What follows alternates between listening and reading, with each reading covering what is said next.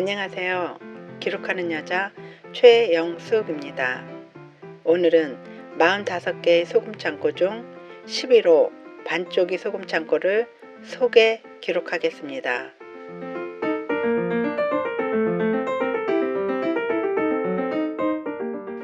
10호 바람창고를 지나면 지붕의 반쪽이 날아간 소금창고를 만날 수 있었습니다. 바람 소금창고 방향에서 보면 반쪽만 남은 소금창고였습니다. 그러나 12호 건달 소금창고에서 보면 온전히 제 모양을 갖추고 있는 소금창고처럼 보였습니다. 보는 방향에 따라 완전히 앞과 뒤가 달랐던 소금창고였습니다. 내가 어느 방향에서 어느 자리에서 바라보느냐에 따라서 반쪽이 소금창고의 모습은 다르게 보였습니다. 세상 사는 일도 이와 같다는 생각이 들었습니다. 어떤 사안을 대할 때 본질은 같은데도 어느 방향에서 바라보느냐에 따라서 간극은 늘 존재하기 마련입니다. 자기가 보고 싶은 것만, 듣고 싶은 것만 보고 듣기 때문이 아닐까 싶습니다. 담백하게 있는 그대로 보고 듣는 세상이 되면 누구와도 다툴 일도 적겠다는 생각을 했습니다. 오랜 세월을 견딘 소금창고들의 매력은 온전한 형태의 소금창고는 그 온전함의 아름다움으로, 또 세월의 풍상에 따라 일부 무너진 소금창고들은 나름대로의 매력을 가지고 있었습니다.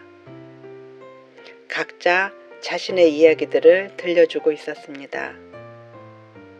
반쪽의 소금창고는 더 이상 소금을 담지 않는 창고를 꽃밭으로 바꾸어 놓았습니다.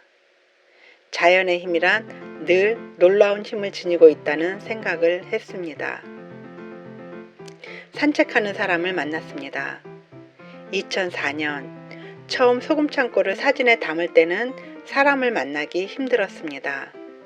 그러나 시간이 지날수록 소금창고들이 늘어선 이 길 위에서 만나는 이들이 많아졌습니다. 2006년 제1회 시흥개꽃축제 등이 열리면서 가공되지 않는 이곳 자연을 즐기려는 사람들이 이곳을 찾아왔습니다. 가뭄이 든 해 타일바닥은 몸살을 심하게 앓고 있었습니다. 열꽃을 피운 바닥은 장미, 거미 등 많은 문양들을 빚어내고 있었습니다. 뜨거운 아름다움이었습니다. 저녁해가 뉘엿뉘엿지며 빛을 보내자 타일바닥은 별이 빛나는 밤 한 귀퉁이를 재현해내고 있었습니다.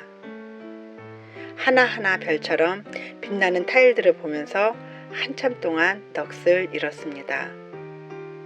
이곳은 가면 갈수록, 보면 볼수록 새록새록 새로운 풍경들을 만날 수 있는 보고였습니다. 바람창고 안에서 반쪽이 창고를 바라보았습니다. 온전하지 못한 반쪽이가 미덥지 못하기에 더 정이 갔는지도 모르겠습니다.